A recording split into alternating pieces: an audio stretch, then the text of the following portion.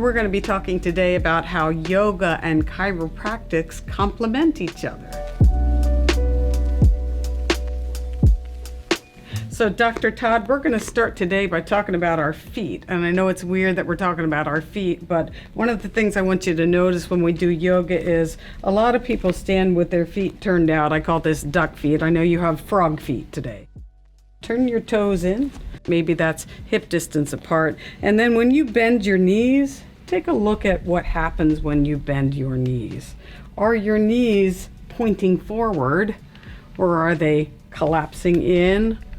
Or maybe they're canting out. One of the things you can do is make sure when you're moving through a yoga pose that your knees and your feet point forward.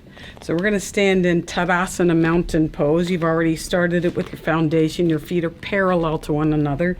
Your knees are about hip distance apart, and you're going to micro bend them so you're not locking your knees. Hands to your hips. Shoulders up, back, and broaden, and lengthen the tip of your tailbone. Good. Bend your knees just a little bit, and I'd like you to tip your pelvis forward. Shoulders up to your ears. This is Tadasana, and you're in a good standing position. How does it feel? Oh, it feels good. Good. And if I do this more, I'm gonna look good in my skinny jeans. Absolutely. Too. Squeeze your elbows together behind you. And you maybe just breathe, shake your head back and forth. Good. And start breathing in and out. Full and deep. And you feel those rib cages move back to front, your shoulders away from the ears. You can even close your eyes. Full deep breathe, especially with your hands. And maybe your exhale's a little bit longer than your inhale. We call this pranayama breathing. You're inhaling to a count of 4 and exhaling to a count of 6. That's a calming breath. And then release all that, shake everything out. So these are things everyone can do. And should do. Yeah. Even when they're working through the world, not just in a yoga practice. But let's play with an actual yoga pose, something that everyone's familiar with. Well, fantastic. You saw me maybe in the last video do tree pose on the chiropractic table. Let's play with tree pose in person. So we start in Tadasana mountain pose. Good. I am mirroring you, so you're going to come to your right foot. You're going to ground down and bend your left knee. Yes, good. And you may notice that one of your hips pops up, so you level off your hips, tone your belly, lengthen your tailbone. Good. Keep that. Maybe turn your knee out to the side. Rest that heel on top of your other foot. Reach your arms overhead. Ooh. This is tree pose, just like any other tree pose. You can maybe take that foot around your ankle. Or you can maybe slide it up to either side of your knee. And you can maybe even take that foot up to your inner thigh. And when you're ready, bring your hands together. Bring them in front of your heart space. Release your foot. Shake everything out.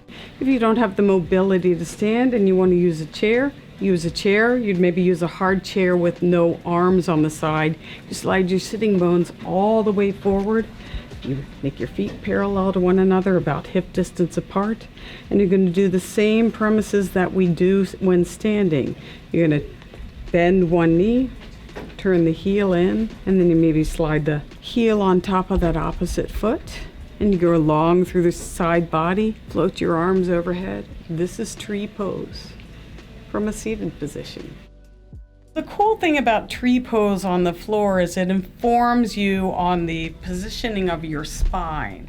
So here, instead of fighting gravity, I'm using gravity and using the floor to support my tree pose so that when I go into it, I can feel what it feels like to have my hips squared off, my shoulder blades on my back, my arms overhead, and everything is in alignment. So if I can feel this in my body, when I come to a standing position and I try to balance, I can already know in my body what this pose feels like on the floor. So it helps me when I stand up and want to balance, to know what that balance feels like. So if you're not comfortable with balance, you don't have to do tree pose in the middle of the room. You don't even have to do tree pose without a prop. In fact, I use props simply to help me. It informs my body. It helps make me stronger. One of my favorite props is a chair. So to do tree pose with a chair, you just place your hand on a chair You come into your version of tree pose and you let the chair help you.